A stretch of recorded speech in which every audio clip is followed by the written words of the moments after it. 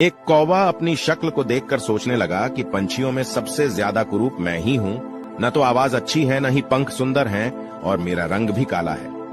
एक दिन बगुले ने कौवे की उदासी का कारण जानना चाहा, तो कौवे ने जवाब दिया कि तुम गोरे चिट्टे हो, मैं तो बिल्कुल काला हूँ। बगुला ने कौवे से कहा कि दोस्त, मैं कहाँ सुंदर हूँ? तोते को देखो, हरे पंख और लाल चोंच, काश मेरे पास भी ये सब होता। बगुले की बात सुनकर कौवे को सुंदरता को जानने की इच्छा हुई। वह तोते के पास पहुंचकर बोला कि तुम इतने सुंदर हो। जवाब में तोते ने कहा कि लेकिन मोर मुझसे ज्यादा सुंदर है।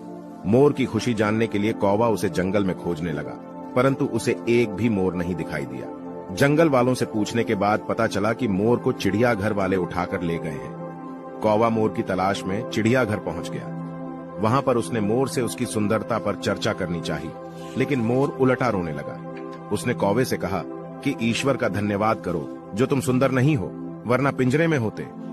दोस्तों, कौवे को अपनी गलती का एहसास हुआ। उसे समझ आया कि ईश्वर की बनाई चीजों पर सवाल नहीं करना चाहिए।